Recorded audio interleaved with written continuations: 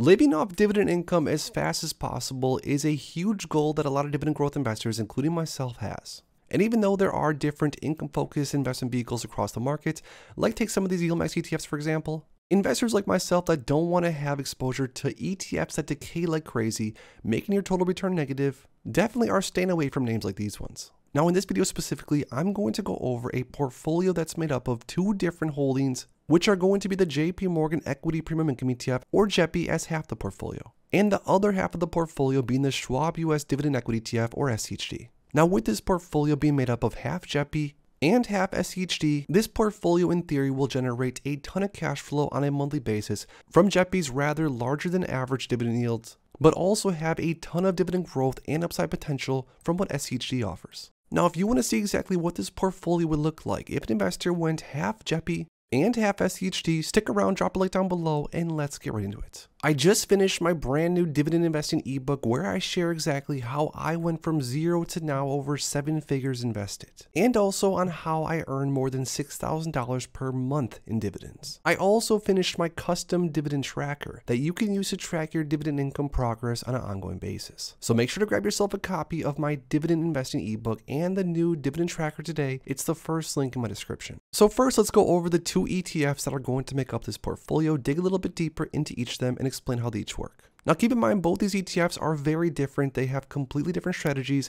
and that's why for an income focused investor that wants cash flow from day one, but also wants some upside exposure and wants exposure to some of the best, highest quality dividend growth stocks across the market, this 50-50 portfolio could be quite interesting.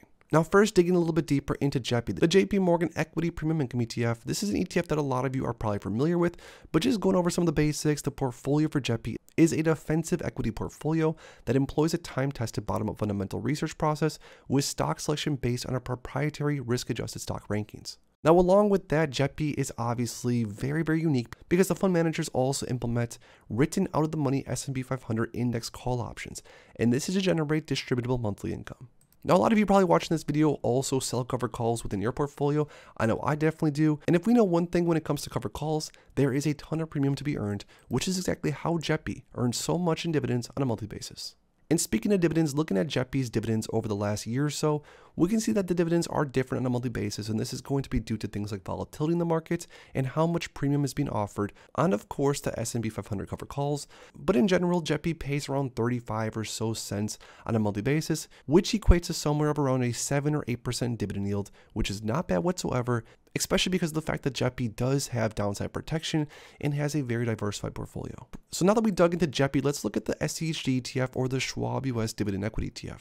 Now this ETF's objective is completely different. This ETF does not have a cover call overlay. This ETF has one objective, and it's pretty simple: to track as closely as possible, before fees and expenses, the total return of the Dow Jones US Dividend 100 Index. Now some highlights for this is that it's a straightforward low-cost fund offering potential tax efficiency. The other main takeaway is that it tracks an index focused on quality and sustainability of dividends. And looking at SHD's dividends over the long term, these dividends look very different than JEPI's. You can see that over time, dividend growth is definitely apparent, and SHD has been paying more and more in dividends, basically more or less since the fund's inception. Other main things about SHD, it currently has 52 billion plus in total net assets, which is massive. The expense ratio is 0.06%, which is very cheap, and especially if you're like myself that now owns hundreds of shares of SHD, you don't want an expense ratio that's too high. Now before we go a step further, I think it's very important to get this right out of the way. Let's see exactly how much an investor would have made if they were to have invested $10,000 into SHD,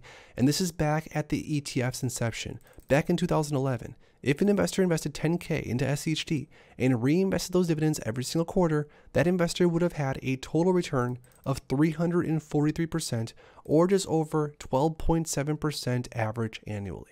Now there are certain investment vehicles that have returned even more than this on this time frame, but I think this alone garners at least the respect to keep looking a little bit deeper into this ETF, and maybe just maybe this ETF is actually worth all the hype, because I don't know about you, but an average total return of 12.79% with dividends reinvested is not bad whatsoever. Now looking at price performance for both JEPI and SHD, and this is one of the other interesting ideas of why combining both of these ETFs could possibly be attractive for a dividend income focused investor that also wants some upside potential. Now you can see that JEPI over the last 1 year time frame has grown pretty substantially, up almost 9%, which is impressive, especially for an ETF that does have a cover call overlay, which is normally going to somewhat stunt upside growth. But on the max time frame, JEPI hasn't grown all that much, up 13.75%, and although this is only over the last 4 or so years, this ETF is relatively new, it still hasn't had all that much growth, but that's because JEPI over the long term has paid a ton of cash flow to investors like myself. And you can see that JEPI has paid even certain months over 60 cents, which is a massive dividend paid out on a monthly basis. But this is where it gets interesting. Looking at how much SCHD has grown over time, 10% plus on the 1 year time frame, which is significant. But on top of that, zooming out, SCHD over the past 10, 12, 13 years has grown over 200%, which again, like I said, for those investors out there that want cash flow from day one, but also want to see their portfolio grow and grow and grow, SCHD is a great ETF to look into. Now, just to be clear, let's not also discount the fact that SCHD does also pay a pretty juicy dividend, 3.3% on the last trailing 12 months. And this is because this ETF has grown a lot over the last few months.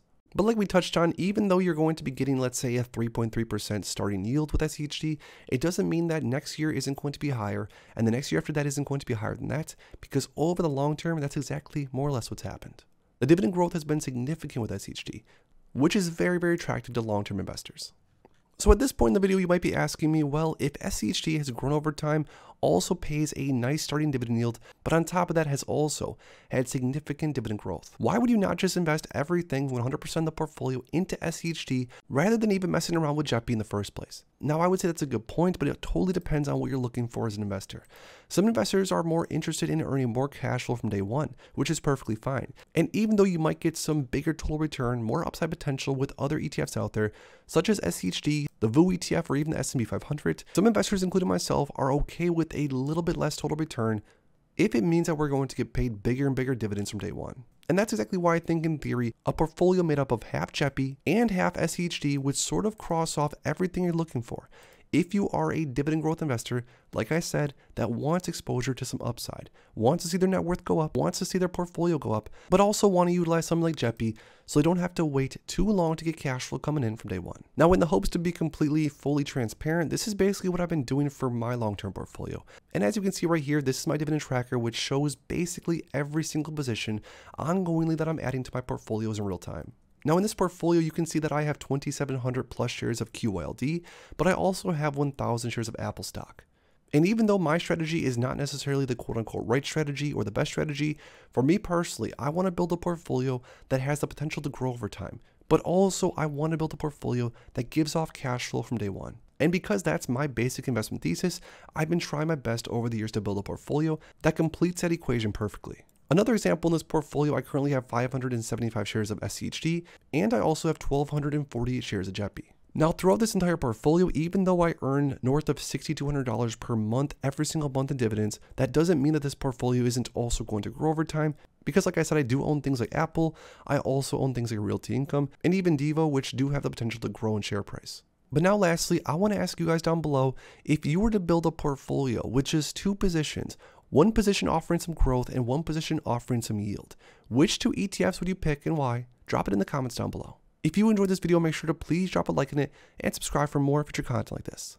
Thanks as always for stopping by, and if you are interested in investing, make sure to check out these recent videos I posted right here.